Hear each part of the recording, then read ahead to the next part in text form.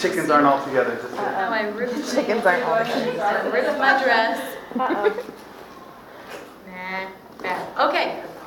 So, do you have any questions or anything you guys want to chat about or talk about? Or are you just going to stare at me? We're just all in awe.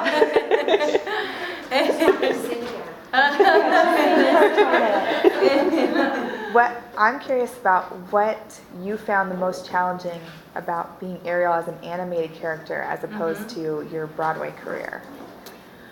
I think it was the realization that this character was going to possibly live forever, and to maintain the integrity of it and the responsibility of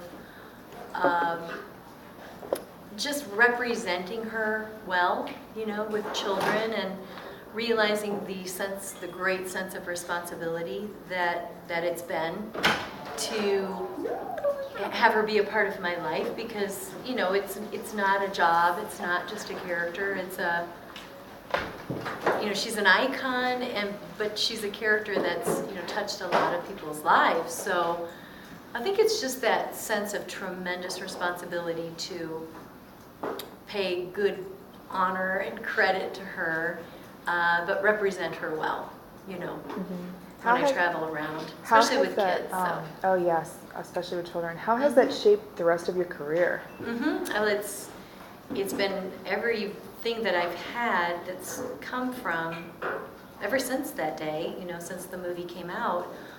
Every job, goodness sakes, every concert, business relationship, pretty much everything has happened, you know, because of this film, because of my relationship with the character and with the company, and, you know, so it's been really life-changing. Yeah, I'm very, very thankful.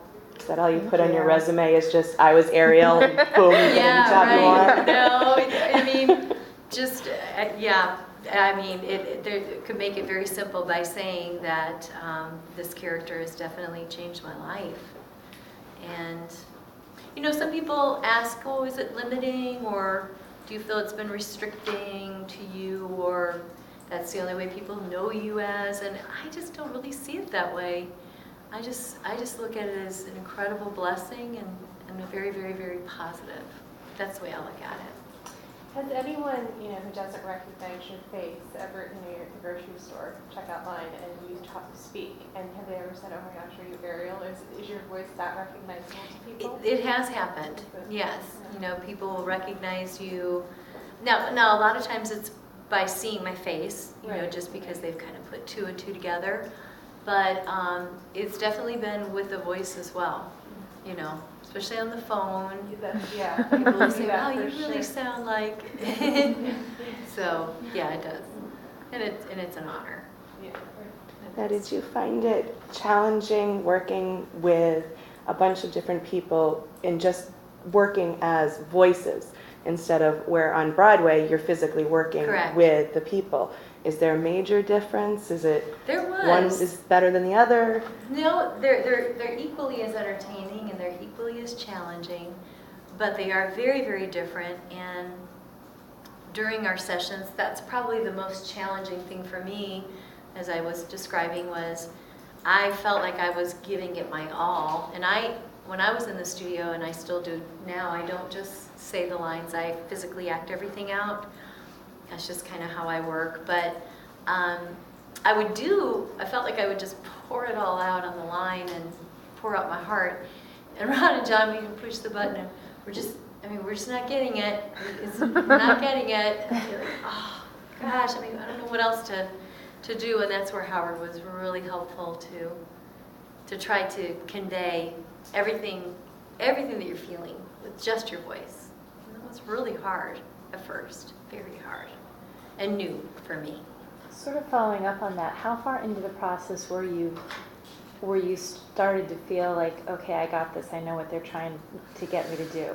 It probably wasn't until the third day into it. The first 2 days were just a whirlwind, and you have to overcome your nerves because your nerves show through your voice so much. And I just didn't know what I was doing. I really didn't know what I was doing. And I felt embarrassed, I think, and just completely unqualified. With the engineers, I kept hitting the mic with my hands and just doing silly stuff. And I was like, I'm sorry. They're like, well, that was really good, but you gotta put your hands down, because I talk with my hands all the time. So it was just learning this whole new craft was a little hard for me the first few days, but those guys were so patient. They were so kind, putting up with me. So. On a sorry, go ahead. Oh, I was going to say, I would think though that to actually get the expression out that you're trying to relay, you'd have to move, you'd have to react, because I think that our voice changes in the way that we move and we react. It did for me, because I'm kind of a full body, engaged kind of person coming from the stage. Occasionally I'll work with people, but for the most part we work by ourselves, and they'll just sit in a chair. And I've got to set my mic standing up, and I've got to move and do all this, and they can just sit there and do everything with just their voice. I mean, I'm still amazed if people can do that. But I would think that it would be easier to move around. it was easier for me, because that was something I was most comfortable with. Yeah. I would think that you would feel a sense of responsibility for the legacy of Ariel. Because of all the princesses, your public persona, I think, has been elevated more as almost the ambassador of all the voices of the princesses. Other than maybe Mandy Moore, because she was already a celebrity coming into it. And so anytime I see Ariel used, and she's my favorite princess, and I always, unlike whenever I see Belle used in something else, I never think, I wonder what the voice of Belle thinks about that, or if she's excited about the opening of this. So I'm curious about how you feel about the legacy of Ariel, because it just grows and grows. The new Ariel rides at Disneyland and Disney World. And I so closely identify you with Ariel as opposed to Belle or Mulan or really any of the other Disney princesses. I mean, for me, other than maybe Rapunzel. So can you talk a little bit about that sense of legacy? Yeah, I think, when there were a group of us that were honored at Disney Legends a few years back, and I tell the story that when I got the call for that from Chris Montan's office, I actually thought that I was being let go. I mean, they were doing a big house cleaning of princesses. And I just assumed my time was up, and they'd find a sound-alike. And so when I got the call for that, I kind of took a deep breath. He goes, I just have something really important to tell you. And I was like, oh, here it comes, 2 or 3 of my friends had just been let go, and I thought, well, it's all right. It's been a great long run. I've had a good life. And he said, well, we'd really, like to honor you with this. And I was like, I couldn't even understand it. I mean, it was like, I didn't say anything. And I think the first thing I said was something like, don't you usually get that if you're dead or something? I was like, something stupid. He's like, no, you can be honored when you're alive. But I was like, what, me? What?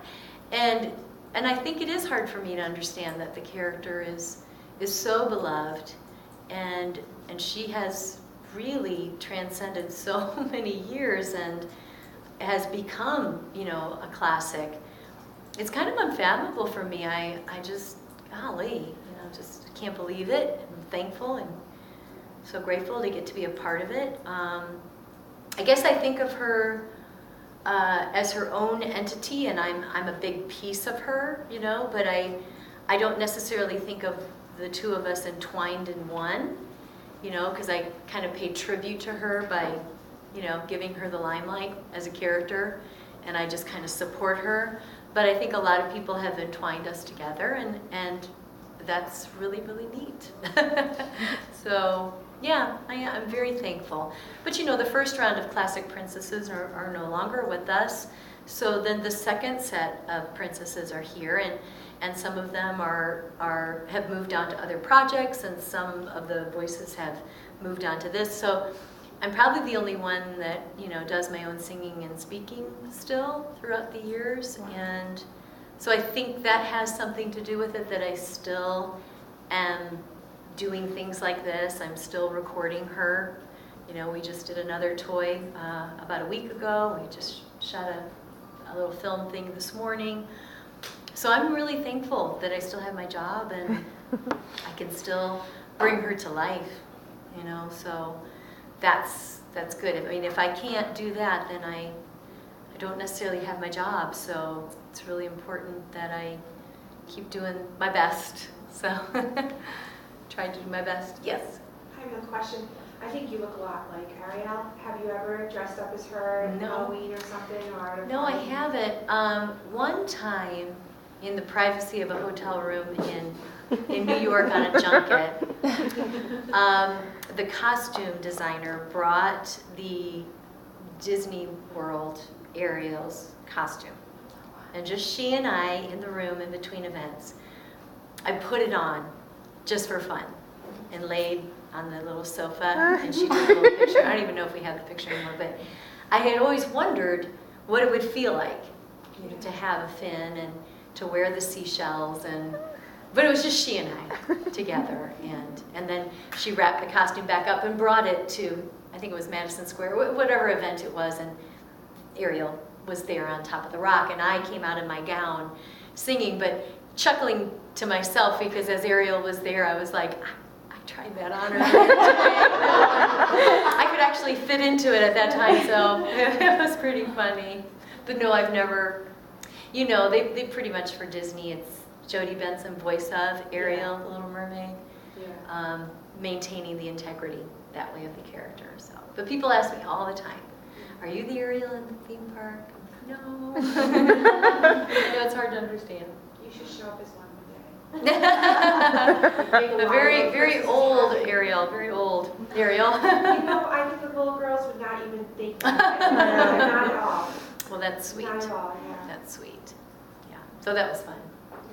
We've heard a lot about how some of the other people involved in The Little Mermaid got started, and we know a little bit about how you got started.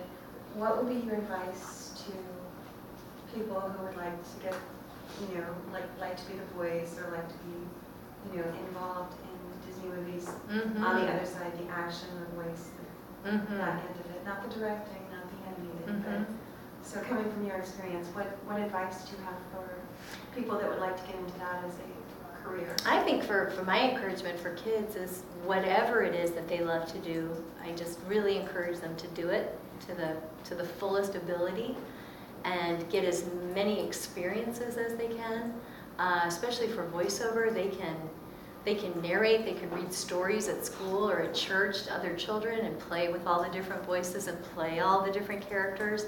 So the more experience and the more playful and the more fun, then, you know, they just have all that knowledge under their belt.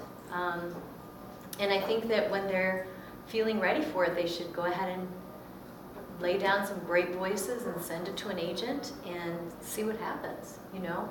You never know. You just never know. And I try to encourage children, if they have a dream of passion of some sort, they need to go for it. You know, you don't want to get to the other side of your lifetime when you're grown up and you're older and you have all these responsibilities and things that you have to do to have any kind of regrets.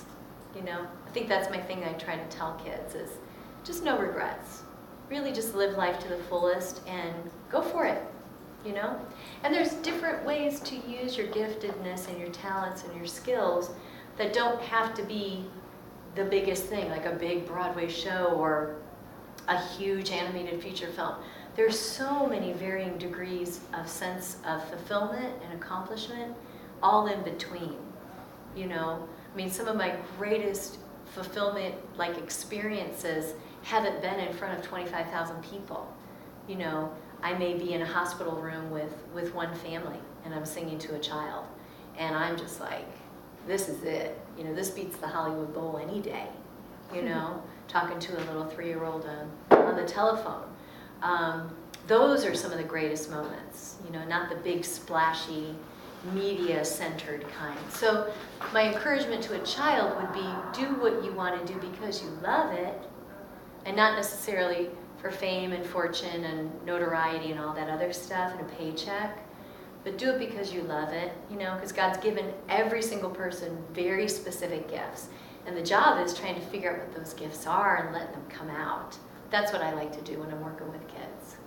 Whatever that is, you know, whatever they have, there's a way to let it shine. Okay, one last question. Yes. Well, I thought it was really cool that you started out on stage and found yourself doing film and voiceover, some voiceover work, and I wondered what was really special for you about doing voiceover work, and you've done some really great roles since then. Could you talk a little bit about that and what you enjoy about that particular kind of acting, or what's special about it? I think for me, when I'm in the recording studio, the greatest joy that I have is complete, unencumbered, no boundaries, childlike. It's like, wow, I can't describe it. It's like a free-for-all, and I love it. It's like being in a playroom that has rubber walls all around you, and you can just be bouncing off the walls and having fun like you're in a kid's gym kind of thing. Like a two-year-old toddler in a gym. That's what it feels like to me. And it doesn't matter what I look like. It doesn't matter what I'm wearing. I don't have to worry about my curly, kinky hair and product. And I don't have to put on makeup, and I can wear a baseball cap, and I wear my sweat clothes and my tennis shoes, and I can just get in. I'm soaking wet by the end of the session. I'm always dripping because I'm working. But I love that. It's so different than Broadway and different than film, or, you know, like today doing a shoot out on the plaza, doing a little video shoot. You got to worry about everything else, and you just want to focus on what you're trying to communicate to your audience. So the thing I love about voiceover is that you don't have to worry about anything else except the communicating part. That's all I have to worry about. I don't have to worry about, did you hit your mark? Turn your head to the left so the light, you know, watch out, don't touch your hair, you know, whatever. And which I hate all of that kind of stuff because I live in my baseball cap and braids and my sweatpants because I'm a homeschool mom, so I constantly go without showers many days. So I just, you know, this is not the real me. So I love that about the studio. I love that about the studio because nobody really cares about anything. Just do really great work and focus on that. And that's so wonderful. You know, and as a mom, you're thinking about 50 things every single day.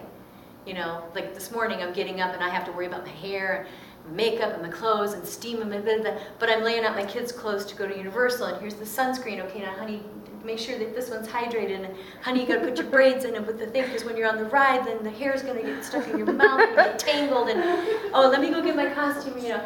So it's like 50 things going on, and so I love going in the studio because I go in the booth and I close the door and I put my headphones on. I go, there's just nothing else right now that matters except the script and me getting the message across. So it's simple. That's what I like. I like simple. Very simple. Thank you guys. What do you think if they got together? Absolutely.